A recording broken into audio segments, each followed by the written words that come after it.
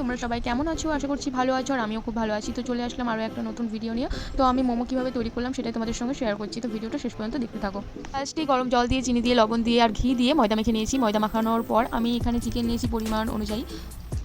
তারপর আমি চিকেনগুলো ভালোভাবে ধুয়ে নিয়েছি।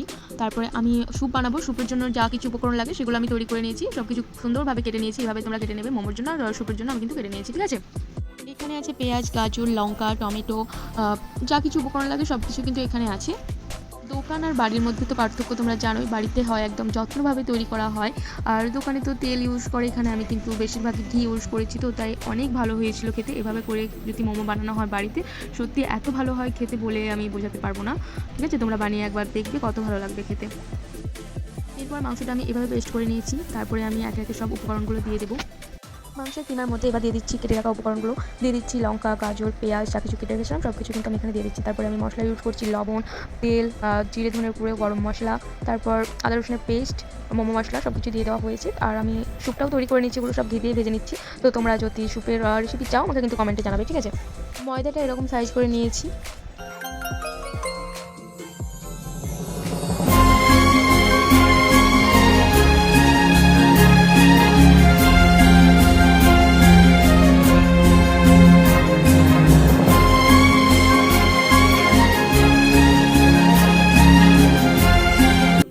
এভাবে লুচির মতো করে বেলে নিয়ে পুর ভরে তারপরে মোমোর শেপ দিয়ে দিচ্ছি।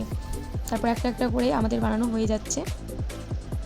এখানে বোন আর আমি দুজনে কিন্তু দুরকম শেপ দিচ্ছি। লম্বাগুলো বোন তৈরি করছে, আর যেগুলো গোল সেগুলো আমি তৈরি করছি, আর মা বেলে দিচ্ছে, ঠিক আছে?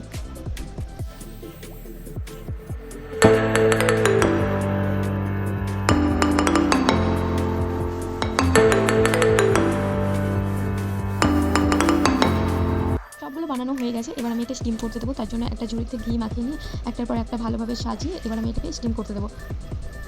যখন জলটা থেকে ভাপ উঠবে তখনই এটা আমি বসিয়ে দেবো, আর 30 মিনিট মতো ঢেকে রাখবো। তারপরেই হয়ে যাবে রেডি। 30 মিনিট পর ঢাকা খুলে বাহ, সেই গন্ধ বেরোচ্ছিল। 5 স্টার হোটেলকে কিন্তু হার মানিয়ে দেবে। যারা যারা মোমো ভালোবাসো তারা কিন্তু বাড়িতে করে দেখবে, দেখবে দোকানের তো একদমই খেতে ইচ্ছেই করবে না, বাড়িতেই বানিয়ে খেতে ইচ্ছে করবে। সিরিয়াসলি এত ভালো হয়েছিল খেতে মোমোটা, আর স্যুপটাও খেতে কিন্তু দারুণ হয়েছিল। এখানে সব কিছু ঘি দিয়েই ভাজা হয়েছে, ওই জন্য কিন্তু আরও স্বাদটা দ্বিগুণ হয়ে গেছিলো। আর এখানে যে সসটা দেখতে পাচ্ছ সেটাও কিন্তু আলাদাভাবে বানানো। তোমরা যদি জানতে চাও আমাকে কমেন্টে জানিয়ে দেবে, ঠিক আছে? এখন সন্ধে আর বৃষ্টি পড়ছে, আর এরকম বৃষ্টির সন্ধেতে মোমো খেতে দারুণ লাগছে। ভিডিওটা কেমন লাগলো জানিয়ে দেবে। বাই।